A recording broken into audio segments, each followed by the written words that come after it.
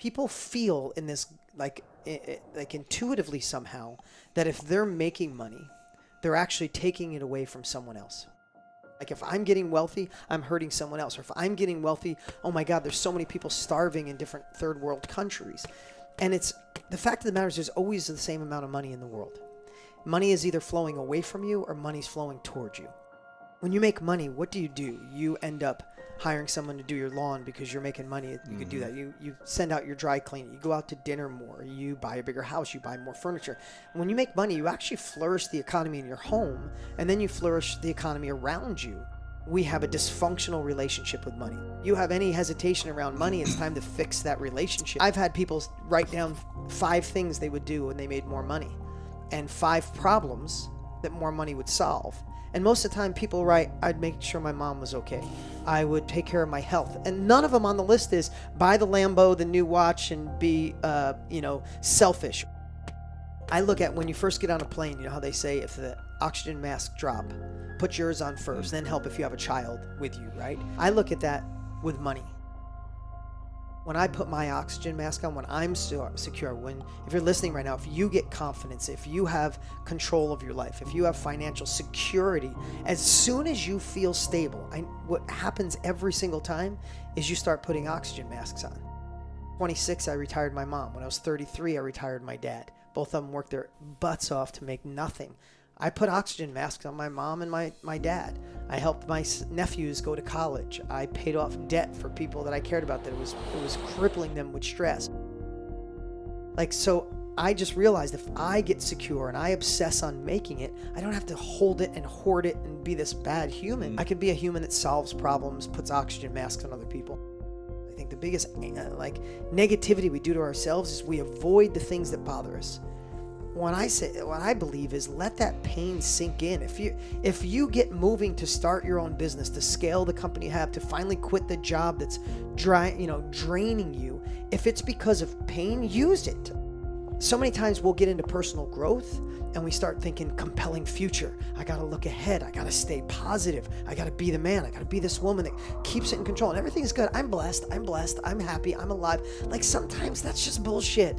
And what I realized, what moved me as a kid had nothing to do with a compelling future. It had nothing to do with aspirational quotes. It had nothing to do with meditation. It had to do with I hated where the freak my life was. I hated watching my mom, and I was fixing that shit. And it bugged me every day. So many people watching or listening right now think of themselves as an underdog, right? I didn't have family who supported me, don't have money, live in the wrong country, wrong time, wrong president, wrong this, wrong that, right? And I'd love for you to think about that today and how you could turn being an underdog into an advantage. Whatever you focus on, whatever gets your attention, gets results. If you're listening right now and you're in great shape, it means your body is getting attention. You're eating the right food, you're working out.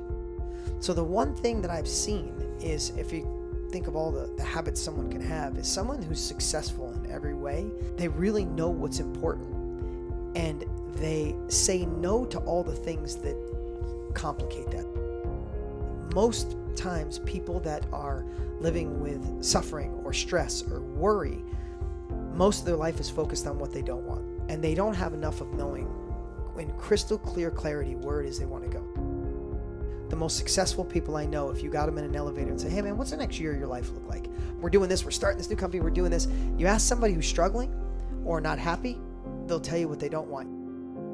If you really know where you want, you point your ship in that direction. And successful people start saying no to all the things that don't serve them going in that direction. Focus on the things that work and be the observer of the things that work. You come home in your relationship and you say something and your wife or your husband lights up. Acknowledge that and do more of it. Having 3 drinks at night makes me not get up in the morning to go to the gym, and the gym makes me feel good. I'll have FOMO of not going to the gym. I'm going to do less of that 3-hour drinking rather than quitting the gym so I can get there, because so I'm doing less of what hurts me, more of what works. That's the same process of thinking living life the hard way is easy and living life the easy way is hard. Every single successful person I know is a part of groups, a part of masterminds, a part of self-education, learning from other people. Model people who are doing what you want to do at the highest level possible. like a skill, an expertise, a hobby, whatever it is, if it's like a hard drive that builds up value, if you wouldn't throw that hard drive away after 20 years or 10 years or 5 years of accumulating knowledge, you like to throw away a multi-million-dollar hard drive. I think people should feel that way about their thoughts, their skills, their expertise.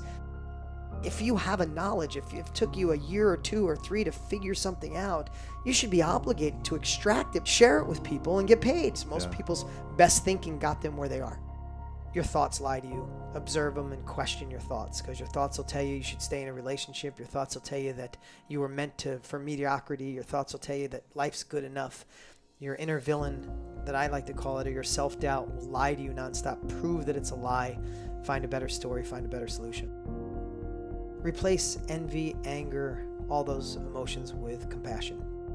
I believe now in my life that things have gone so well because I found a way to replace all emotions with compassion, and compassion and love win. There's no greater feeling, and you feel connected, and like all we ever want is connection. You're going to be that 100, 150 years old in 2 minutes from now. So fight for what you want. Decide today and just freaking do it. It doesn't mean it's going to happen overnight. It's still going to be 5 years from now in 5 years. So in 5 years, you could either say, I didn't fight for it, or damn it, I went for it. And you were at least like Theodore Roosevelt's quote, you were the man in the arena. You weren't the guy in the sidelines wearing someone else's jersey.